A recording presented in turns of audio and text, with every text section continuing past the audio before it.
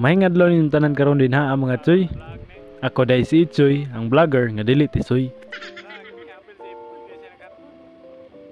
For today's video mga tsoy, ubanin ninyo atong i-surprise ang among pastora kay birthday niya. Muli sa ta dinhiya sa balay mga tsoy kay medyo napalaw ta sa atong sabot. Kay kaingon lagi may nga dituwa sa apartment ni Ate Jenny ang sabot pero wala di ay. Nilargo na lang day sila ila Ate Mika kay aron dituan na lang pon magluto. Unya kay lagi wala man mi motor nga magamit, kanin lang atong gamiton. Kaning Power Ranger orange. Sakto ra pod nga dili di gamiton ni mama, mo nang atong gamiton. Pero ato sang tanaw ng gasolina kung naa pa ba. Lili ra gud gamay nya uyog-uyog din gamay paghuman dali-dali din larga. Sa video ragod na makita mga tsoy nga gadali-dali mi dinhaa pero sa tinud-anay gapahinay ragod migdagan na.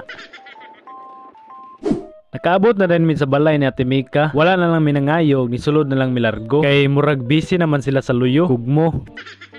Insakto gud lagi akong pangagpas nga nabisi na gid sila dinhiya pagluto sa mga putahe nga dadon didto Naana day dinhiya si Ate Jenny, si Ate Janet ug iyang igsoon nga si Ate Inday. Dili po na mawala sa Ate Mika kay simpre ilaha gining balay.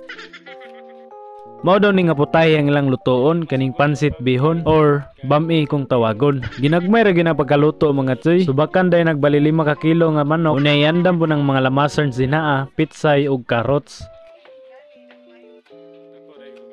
Paghuman dinhaa, ato na din itakang ning pinakadako nga kaha dinhiya nga pwede gyud ni pang pista. Napoy gamay nga kaha dinhiya nga dili pud magpaulahi ang nagluto. Walay lain nakuha ng pares oy, walay pabor-pabor niha. Samtang galuto naglumpia ang akong pares dinhaa, gibutangan na sab nig uwil ning dakong kalaha dinhiya. Ighuman na ato dayng ilunod ang mga lamas. Ahos day na ang unang gilunod ni Auntie Janet unya iya dayng gikaraw. Inighuman sa ahos, dili po na magpaulahi ng bumbay dinhaa. Unya mao ra gyapon ang buhaton, igor na nimo karawon. Mura gid tag nag-tutorial og luto dinhiya ba. Sige na. Pagkataw-taw day na mga tsoy lunod ang puna ni Auntie Janet ng 5 ka kilo nga manok dinhaa. Unya imuha rin ang paparihoon og kolor sa yuta. Medyo dark nga brown ba. Dili biya ni chocolate ha, basig matingala mo nganong naingunana ang kolor niya. Unya samtang giluto pa tong manok nga 5 ka kilo dito sa dakong kalaha, giandam na lang po ni Auntie Janet ning pansit bihon dinhiya or bami kung tawagon. Igor na nimo siya kumus-kumuson mga tsoy aron ma-mix na sila tanan. Igor lang ta magtan-aw ni mga tsoy kay umtay alama gana. Pero kaniri gyud ako maambag dinhiya kaning tilawan ning ilang gipang luto. Bisag init pa kay na dinha hala tilawan ginato. Ingunan na biya ng Pinoy basta gani nay lutoon di gina mawala ng tilaw-tilaw dinha ni lutoan.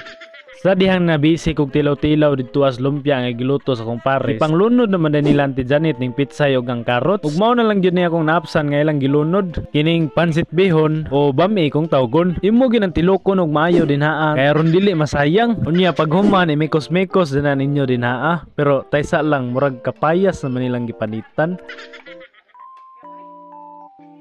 Unja kay nahuman naman mi dito ang dapita, nilarga na pud mi padulong dinhiya. Largo na lang mi anig solo dito as loyo mga tsoy katong kusina nila pastora. Unya kay surprise man lagi ni, bitbiton sab nato ning sinilas nato kay aron dili mahalata ba nga nay tawo dinhiya. Unya kaingon pa gyud ko nga ako pa isa na dinhiya. Pag abot nako, agoy daghan naman day sila. Dili lang gyud pud kay halata mga tsoy nga gipanggutom na ni sila. Apil na pud ko. May gani kay niabot nas pastora.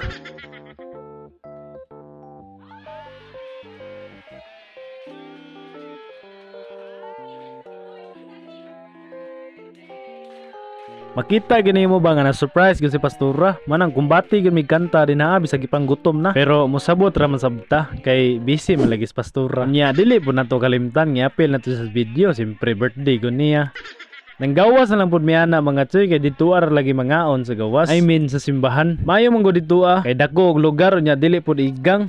Mao day niya mga putahe nga gidala namo dinhiya. Dunay makaroni nga gidala ni Ate Maricel, dunay kapayas, pansit bihon, lumpia ug sinugbang isda. Nagpalit day sab sila og lopbre dinhaa. Kay pwede mo po niya nato ipares sa bihon. Speaking of bihon kay gutom naman lagi. Unya paghuman og ampo bunal na ta dinhiya. Gakaon ang taon mi dinhiya loyo mga tsoy. Bisan aha na lagi ang porma basta kay makakaon lang. Kay lagi di man lagi halata ay panggutom na. Manang hala hamal dinha. Wala lang gid ako gipakita akong naong dinha kay wala na mo ko nag-focus sa video. Nag-focus na lang gid ko sa akong pagkaon ba. Samot na kay mga putahe perting lami Manang bisag nangundang na sila, ako gakaon pa. Unya, di ay last bite